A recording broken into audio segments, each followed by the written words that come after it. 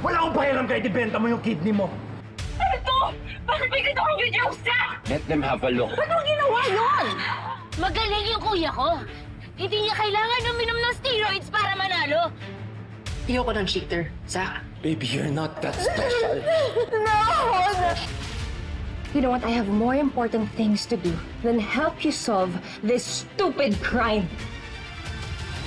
Grieve for Zach, my business partner, and a lousy business partner. Ano pa? Kailan ka ba naging Zach apologist? Dahil ba dito kaya ka pinatay? Binabash nila ang kinakapatid mo. Hahayaan mo lang ba na ganun yun? Nakaway ka ba? Ginantihan ka ba ng taong binugbog mo? Okay ka lang. Ah, I need halika my na. lawyer. Sumama ka na!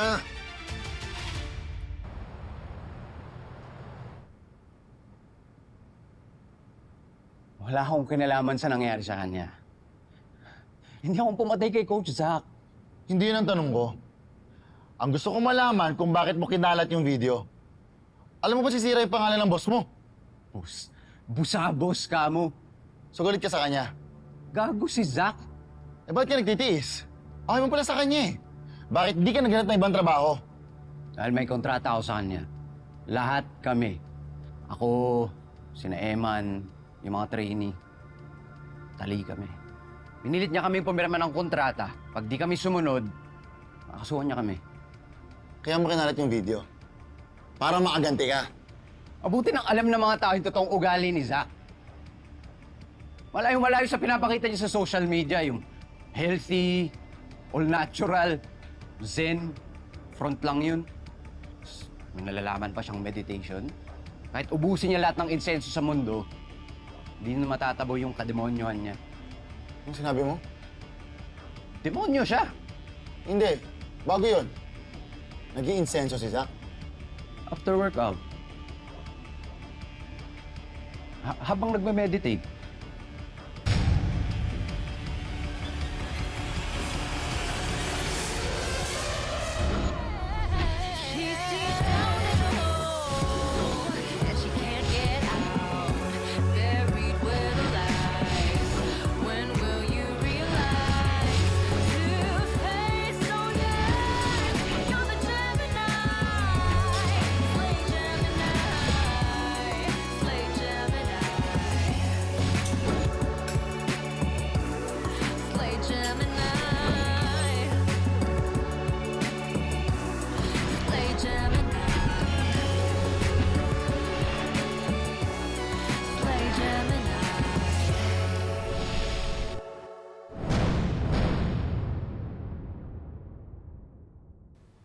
Liv, nagluto ako.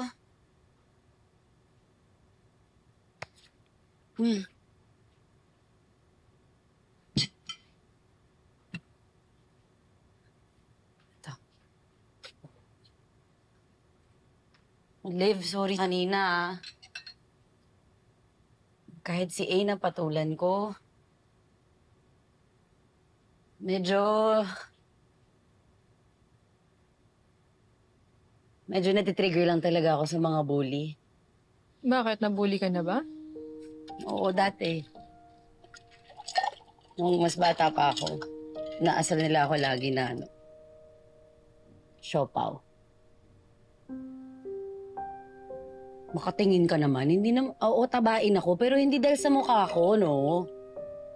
Mahilig kasi ako mag-uwi ng mga ligaw na pusa nung bata ako. Kaya yun, chinichismis nila ako. Na niluluto ko daw yung mga pusa, tapos ginagawa kong siopaw. Pero lagi naman may nagtatanggol sa akin.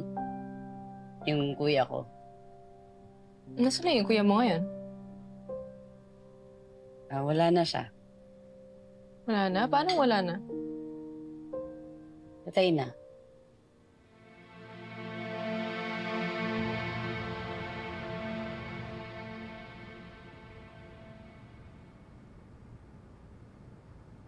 Ano ka ba kasi namatay?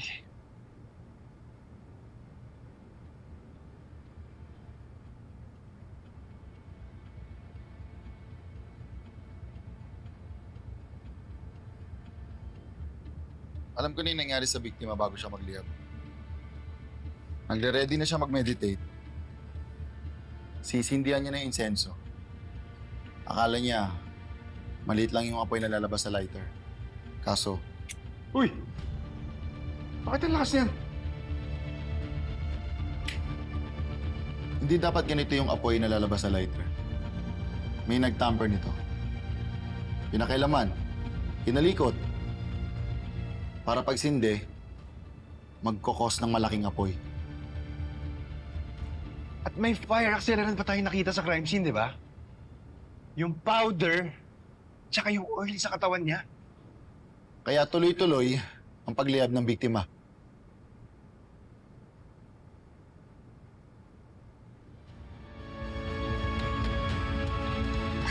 Actually, alam mo nung namatay yung kuya ko, kahit siya, lagi siyang chinichismis nun. Kung ano-ano sinasabi nila sa kanya. Ano ba napalabas mo, attorney? Nakusang uminom ng steroids yung kuya ko? According to witnesses, he was desperate to win the championship and he would do anything and everything. Grabe yung pikon ko. Muntik ako magwala nung lamay niya. Pero pinili ko na lang na hindi magpa-apekto. Kasi kilala ko naman yung kuya ko eh. Alam ko yung totoo at hindi. Sana kasing lakas mo ko. Sana kaya kong tanggapin yung mga negative comments about Zach. Liv, girlfriend ka ni Coach. Ikaw yung pinaka may karapatan na masaktan. Kung kailangan mo umiyak, ilabas mo. Kailangan mo magalit, sumigaw ka. Magwala ka dyan, magpakabaliw ka. Nawala yung taong mahal mo eh. Kapag nawala yung taong mahal mo, kailangan mo magigantik. Go, gawin mo yun. Kahit pa nga sa mga taong, pamilya ng taong yun eh. Buti mo yung mga taong gustong manira dun sa taong mahal mo. Tama lang yun. Patay na nga yung tao, gaganunin pa nila.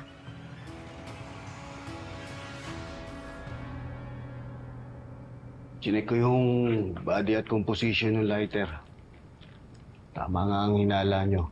May kumalikot nga niyang lighter. Maluwag yung flame. Mahirap pong gawin yan. Gagawa naman yan ng kahit sino basta meron lang screwdriver. Pero hindi lahat alam kung paano gawin yan. Pinagplanuhan talaga yung pagpatay sa biktima.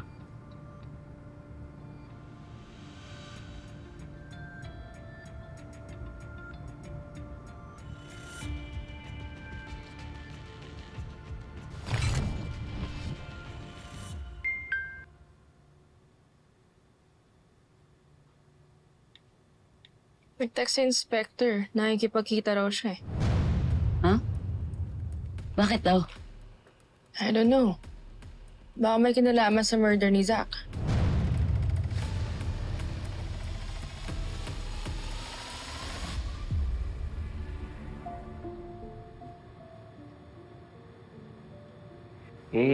Galambing sana ako sa'yo eh. Sira na naman. Battery tsaka camera. Kaya mo? Check mo. Try mo na lang. Oo, sige. Mabilis lang? Okay. Oo. Payo, ano no? Kasi hindi naman. Doon. Try mo na lang. Yun.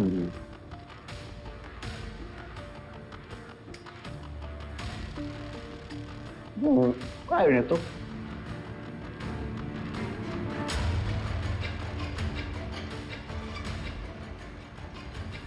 Madali lang palakasin to eh.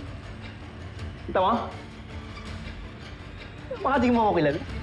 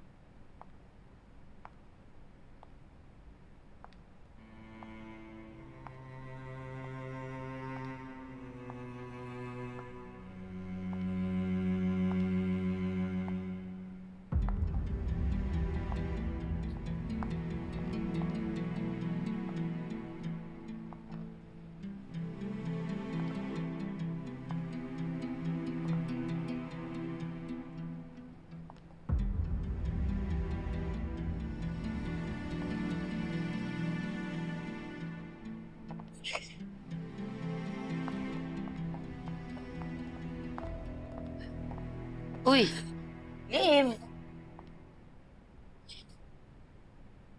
Hindi ko pa ata kaya. I can't believe he's gone. Akala ko, nasa baba pa nag-iip lang ako ngayon. Ngayon totoo na.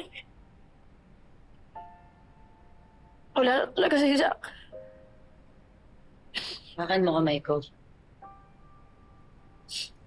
Tingnan kita.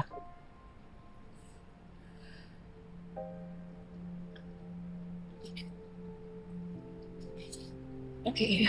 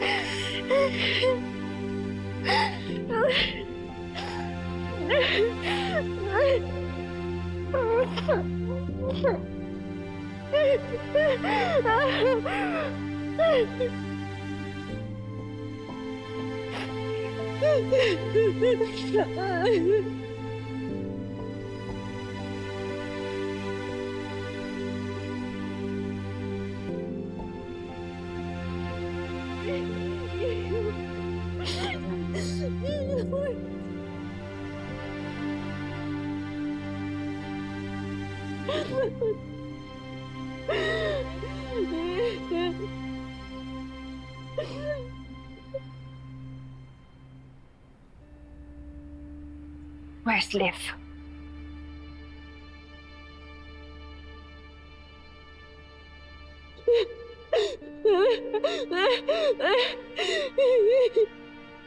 Thank God, nandyan si Sugar, no?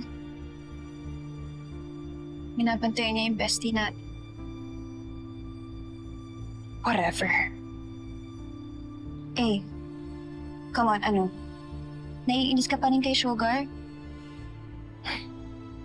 Sugar was just stating her opinions on Zach's training values. Wala namang masama doon.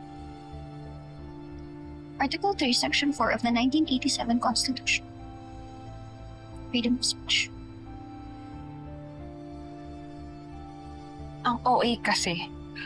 Ilang weeks pa lang natin kilala yung Sugar na yan. But she's already giving the most. I mean, look at her. Pita-pita. At least, binabantayan niya si Liv. Naalagaan pa niya. Hindi tulad ng iba dyan na walang ginawa kundi mag-gossip. What do you mean? Article 3, Section 4. Freedom of speech.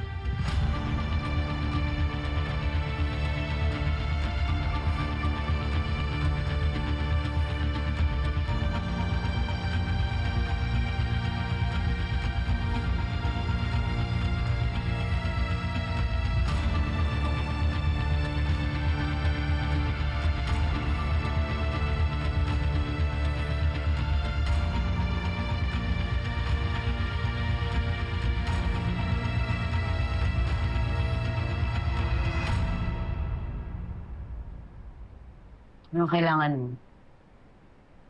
Tissue? Bag?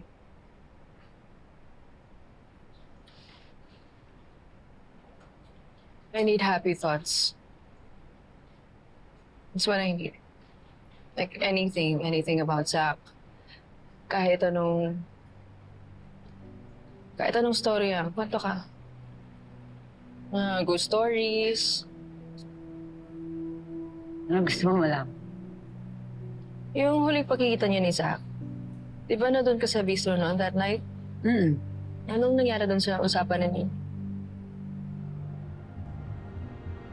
Coach!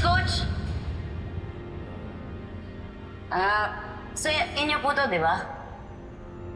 Paano punta sa ito? Naiwan niyo po nung isang araw. Alam kong inyo kaya tinago ko po.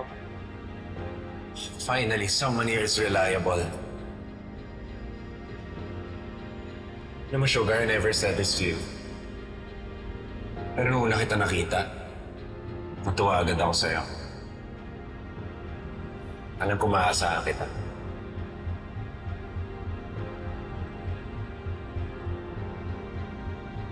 Pinuri niya lang ako nun eh. Kasi natapos ko yung order na s'more start. Hindi talaga expressive si Zach eh. Yun, pag galit, yun, dun. So I'm just really surprised na kinompliment ka niya.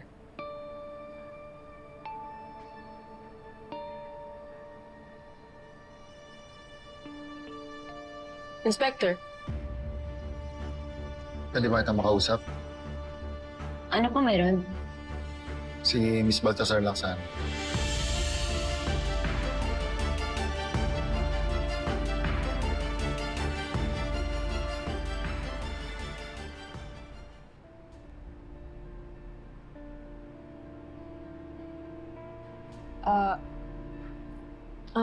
hindi po kasi ako komportable na ako lang mag-isa eh. Besides, you can trust Sugar. She's my friend.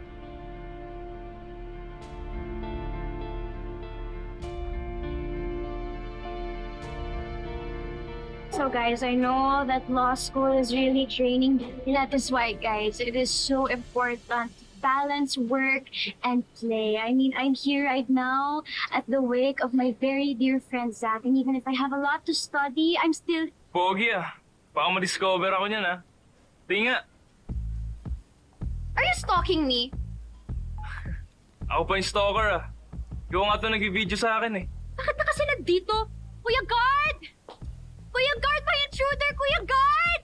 Kuya guard! May intruder! Excuse me? Tropa ko yung guard dyan at saka part ako ng catering. Ba't ka nag-catering maniwala? Oo nga, eto ID ko. Patingin nga. O eto oh. O, edi pati ka ng catering. Congratulations. Eh ikaw ba? Bakit ka ba nandito? Kaibigan mo ba yung patay?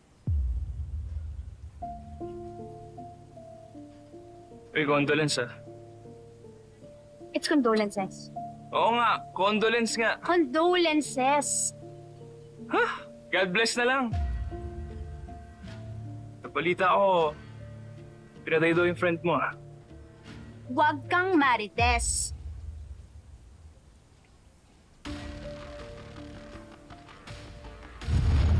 I need some loophole para matakasan ko yung pagbabayad ng isang gamit na binenta ko, okay? Peke pala yung relo ni Dad. Nagwawala si Zach. Zach Zamora! Yung binenta mo ng peking relo? Tsaka may utang ka dyan, di ba? Ano? No, please, just be quiet, okay? Okay. No one can know, okay? You have to promise me that you're not going to tell anyone. Ang praning ah. Bakit? May kinalaman ka ba sa pagkamatay niya? Hindi mo naman siguro siya pinatay. Dahil sinisingil ka niya. Nirelease na namin si Mr. Jigger Sarmiento. Kahit siya yung nagpakalat ng viral video, wala kami nakitang koneksyon na siya yung nagplano sunugin ang biktima. May alibay siya nung night of murder. Nasa labas siya nung nasunog yung gym. How are you sure na planado yung murder ni Zach? And it's not an accident?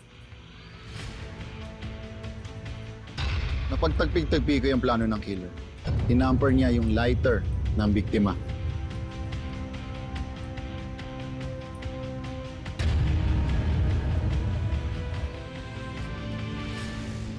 So, kilala niyo na ba kung sino yung gumalaw doon sa lighter ni Zach? Ang theory ko, it is someone from the gym. Bakit naman taga-gym agad yung pagsususpetsahan niyo? Pwede namang iba yung kumuha ng lighter ni Coach eh. Paano kung kabarkada niya o kaspari niya sa gym, ganun? We're not ruling out that possibility. But it's more likely na ang suspect ay taga-gym. Familiar siya sa routine at movement ng biktima. It could be anyone. A gym member, one of his trainees, or employee. Sige, mag-restroom lang ako sandali.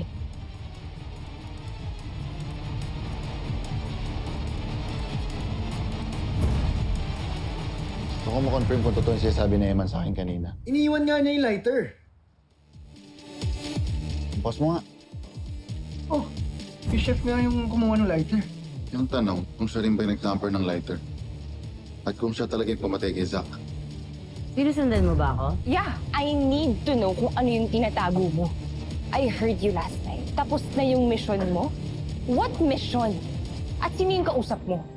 Sumama ka sa amin sa presinto. Bakit po? Teka lang. Excuse me, what's going on? Hindi ko kailangan sumama. Tulungan niyo ako. Tulungan niyo ako. Bakit ka namasukan sa bistro ni Zach Zamora? Po?